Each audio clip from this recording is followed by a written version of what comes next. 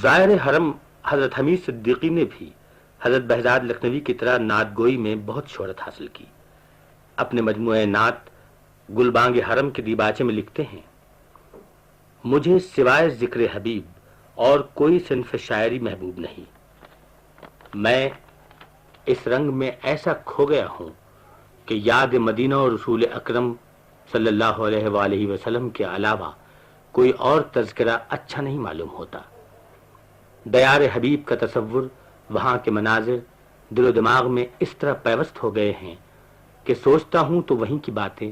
اور دیکھتا ہوں تو وہیں کے مناظر،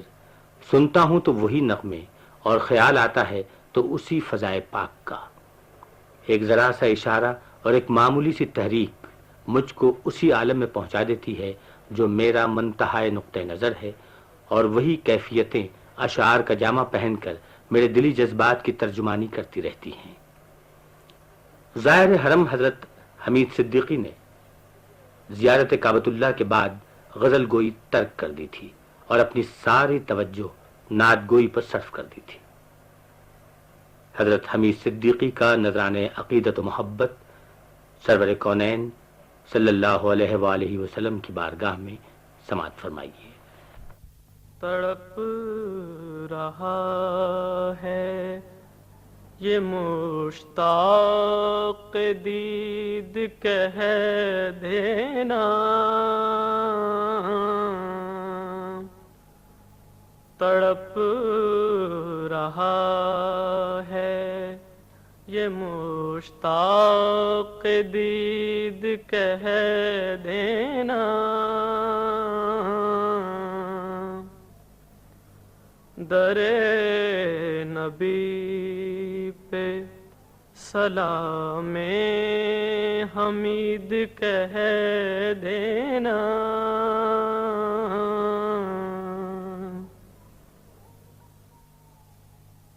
جو حال دل ہے وہ ان پہ ہے بے کہے روشن،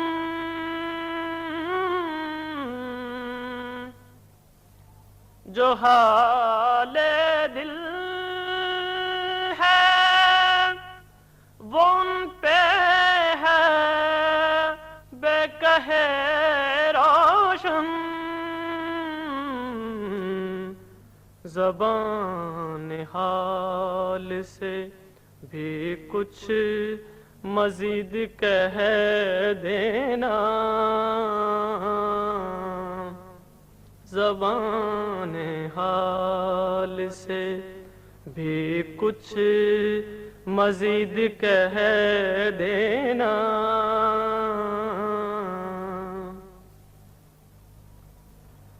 نگاہ مہر سے روشن ہے آرزو دل کی،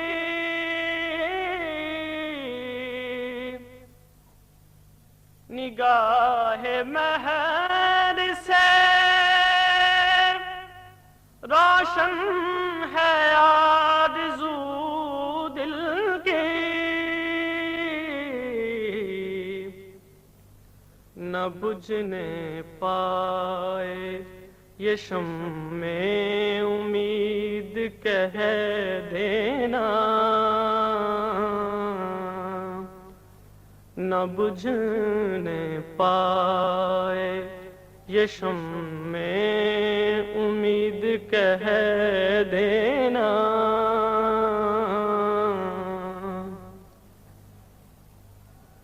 حضور آپ کے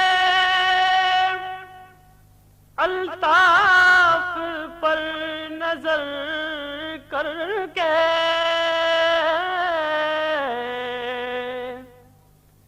حضور آپ کے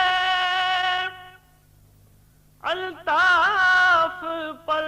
نظر کر کے ہے میرے دل کو بہت کچھ امید کہہ دینا، ہے میرے دل کو